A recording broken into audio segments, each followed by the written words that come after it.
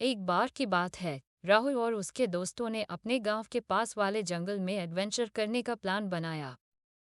वो जंगल कहते हैं कि पुराने जमाने का है और वहां से अक्सर अजीबोगरीब आवाजें आती हैं।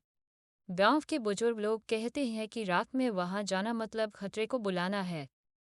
लेकिन राहुल और उसके दोस्तों को थोड़ी थ्रिल और एडवेंचर की तलाश थी, इसलिए उन्होंने रात में वहां जाने वाला प्लान बनाया। रात को 12 बजे वो अपने टॉर्च और कैमरा लेकर जंगल में घुस गए। रास्ता पहले तो ठीक था, लेकिन जैसे जैसे वो अंदर बढ़ते गए, वहां हवा तेज और थोड़ी अजीब सी होने लगी। सभी को लगने लगा जैसे कोई उन्हें देख रहा हो, पर वो इस बात को इग्नोर करते रहे। अचानक उन्हें एक पुरानी इमारत दिखाई दी, जो पीली और टूटी फूटी थी। उसके दरवाजे पर एक बड़ा ताला लटक रहा था।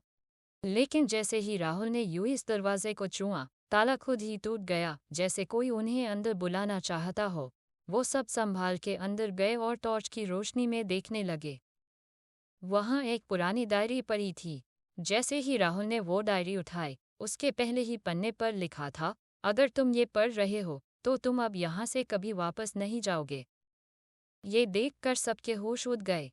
ए फ्लैट सबको वहां से निकलना था, लेकिन वापस रास्ते का पता नहीं चल रहा था।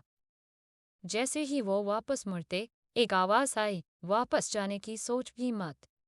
ये सुनकर उनका दिल तेज धड़कने लगा।